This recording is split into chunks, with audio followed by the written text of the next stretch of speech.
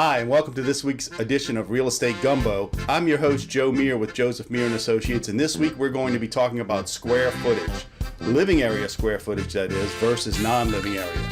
So gather your ingredients, pull up a chair, and let's start cooking. This is Real Estate Gumbo with Joe Meir.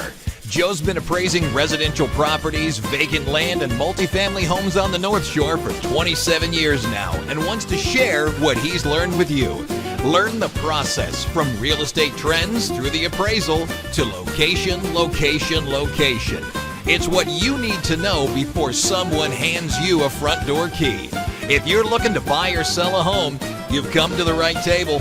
Pull up a chair. Let's get the roux going. Stir the pot. It's Real Estate Gumbo. Here's Joe Meir. Homeowners are often unsure what a real estate agent or appraiser considers the gross living area in their home. In this video, we'll make understanding how your home's square footage is measured a quick and simple task. An appraiser's square footage calculations are based on ANSI, or American National Standards Institute standards. These standards outline the specific criteria for what is considered living area.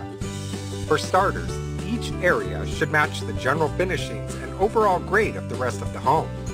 In other words, things like the walls, floors, and ceilings should be consistent across the board.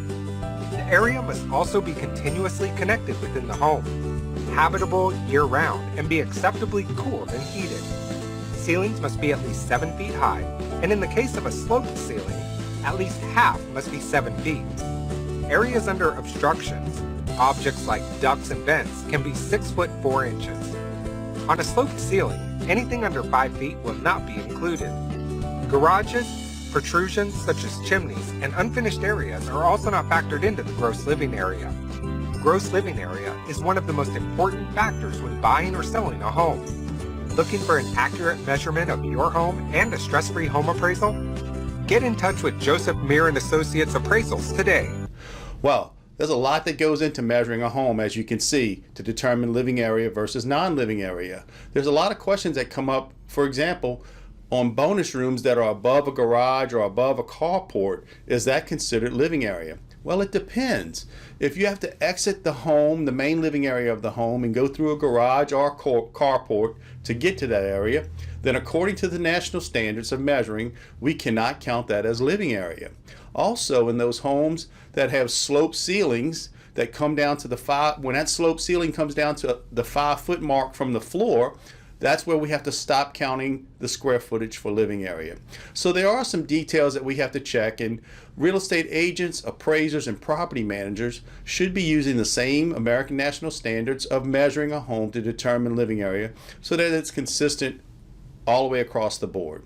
Well, if you have any more questions, we'd be happy to answer them. You can post them below. Don't forget to subscribe and like our YouTube channels and stay up to date. Give us a call if we can help you, 985-230-0730. Thanks for watching Real Estate Gumbo. See you next week. You've been listening to Real Estate Gumbo with your host, Joe Meir. Thanks for sharing this bowl of great Southern fare we call real estate.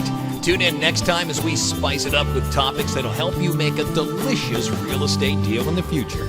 Remember that Real Estate Gumbo can be found online at larealestategumbo.com. If you'd like to contact our host, visit joemeir.com. See you next week. Thanks for listening.